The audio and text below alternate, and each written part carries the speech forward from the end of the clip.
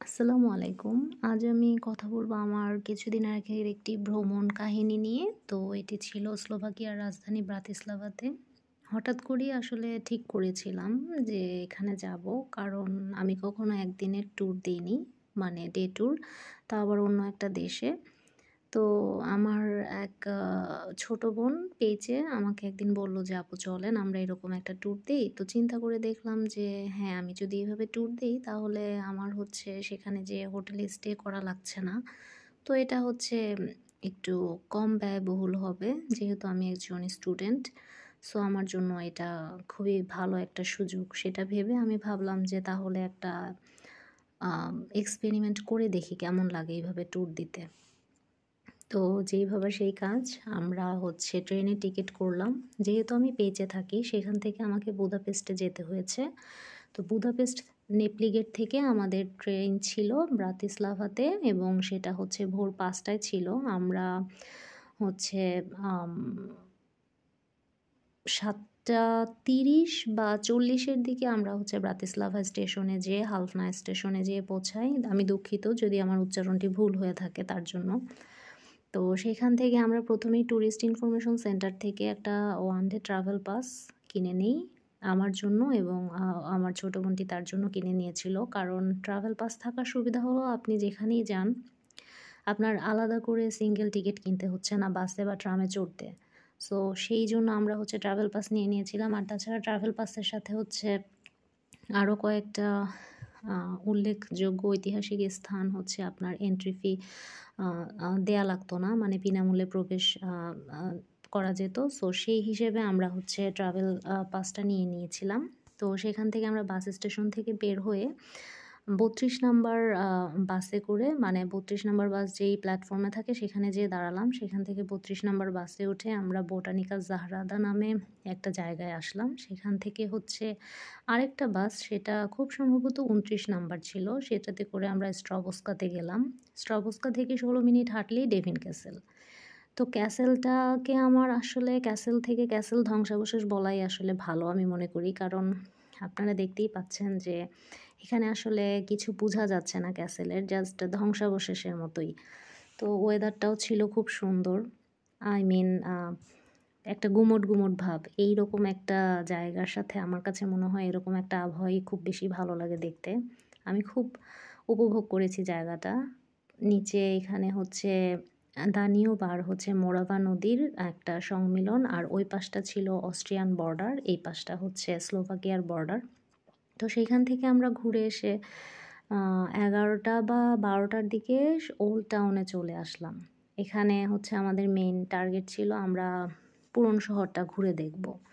পুরনো শহরের বাড়িঘরগুলো আর হচ্ছে আর কি স্থাপত্য আছে এগুলো দেখব। তো ১ম এ আমরা হচ্ছে ব্রাতিস্লাভা ক্যাসেলে উঠলাম। এটা হচ্ছে এত উঁচুতে ছিল আর আরকি কার্পেথিয়ান যেই পর্বত, সেই পর্বতের একদম উঁচুতে ছিল। সো এখান থেকে হচ্ছে আসলে পুরো শহরের এত সুন্দর চমৎকার একটা ভিউ দেখা যাচ্ছিল। তো খুব ভালো লেগেছে এই জায়গায় এসে। কারণ আমি উঁচু থেকে কোনো জিনিস দেখতে খুব পছন্দ করি। আর এখানে আসার পরে দেখেন আবহাওয়াটা হঠাৎ করে একদম পরিবর্তন হয়ে গেল যেন। মানে রোদ, রোদ দেখা যাচ্ছে। তো মানে এই জায়গার জন্য এটা খুব সুন্দর একটা ওয়েদার ছিল। এখানে আমরা অনেক পর্যটকও দেখেছি। কারণ আমরা সকালে যখন ডেভিন ক্যাসেলে ছিলাম সেই জায়গাটা তখন একে তো শীত, শীতের সময় আর হচ্ছে প্রচণ্ড বাতাসে মানুষজন খুব একটা ছিল না ওই টাইমটাতে। সো এখানে আসার পরে পর্যটক দেখে আবার একটু ভালো লাগছিল যে যাক আমরা একা না আরও অনেক মানুষ এসেছে দেখতে। যদিও আমার কাছে অবশ্য কোনো জায়গায় ঘুরতে গেলে নিরিবিলি ওইভাবে দেখতেই বেশি ভালো লাগে। কিন্তু আবার এসব ঐতিহাসিক জায়গায় মানুষজন না থাকলেও কেমন, কেমন যেন খালি, খালি লাগে। তো যাই হোক এটা হচ্ছে প্রাসাদের সামনের জায়গাটা। এই জায়গাটা খুব সুন্দর। সাদা আ বালি নিচে আর উপরে হচ্ছে এরকম ফাঁকা মানে এরকম উদ্যান দেখতে আমার আসলে খুব ভালো লাগে। আমরা এখান থেকে হচ্ছে কিছুক্ষণ পরে নিচে আ ওল্ড টাউন স্কয়ার যেটাকে বলে আসলে সেখানে চলে আসলাম। ওই যে ওখানে দেখা যাচ্ছে সেন্ট মাইকেলস গেট। এই গেটটার সাথে আসলে আমার একটা অন্যরকম আ অনুভূতি আবেগ জড়িয়ে আছে। আমি কিছুক্ষণ পরে এটা বলব। তো এটা হচ্ছে ব্রাতিস্লাভার লাল ট্রাম। আমাদের বুদাপেস্টে অবশ্য হলুদ বা হ্যাঁ, হলুদ ট্রামই আমরা এখানে দেখি। তো ওদের হচ্ছে লাল কালারের ট্রাম। যেহেতু ক্রিসমাস টাইম ছিল এখানে অনেক মার্কেটও ছিল, অনেক স্টল ছিল। তো যেটার কথা আমি বলতে চাচ্ছিলাম আসলে, এটা হচ্ছে একটা ম্যান অ্যাট ওয়ার্ক নামে একটা স্ট্যাচু কিউমিল, যেটা হচ্ছে আমাকে ৩ গোয়েন্দার কথা খুব মনে করিয়ে দেয়। কারণ আমি ছোটোবেলায় ৩ গোয়েন্দা পড়তে খুব ভালোবাসতাম। আর ৩ গোয়েন্দার ভলিউম ১ এর ৩ নাম্বার গল্পটা ছিল রূপালী মাকড়সা। যারা পড়েছেন তারা জানেন নিশ্চয়ই।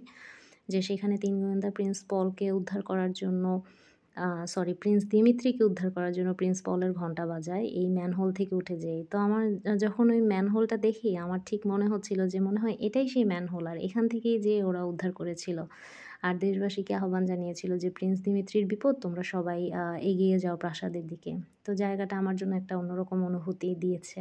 যদিও এটা হচ্ছে স্লোভাকিয়ার কাহিনী ছিল না, এটা ছিল অন্য একটা শহরের। যারা ৩ গোয়েন্দা পড়েছেন আপনারা তারা ভালো জানবেন। তো যাই হোক, আমরা এখান থেকে ঘুরে তখন খুব সম্ভবত ১:৩০টার কাছাকাছি বাজে। এখান থেকে আমরা হচ্ছে ঘুরে যেয়ে একটা জায়গায় কিছুক্ষণ বসে থেকে লাঞ্চটা করলাম। আমরা নিয়ে এসেছিলাম আমাদের লাঞ্চ। এরপরে বিকালের দিকটাতে আমরা এই যে নদী, দানিউব নদীর পাড়ে বসে কিছুক্ষণ সময় কাটালাম। ক্যাসেল দেখলাম, ওইটা ওই পাশে উঁচু, ওইটা হচ্ছে এসএনপি টাওয়ার। এরপরে আমরা হচ্ছে কিছুক্ষণ পরে ট্রেনের দিকে রওনা দিলাম। এই তো।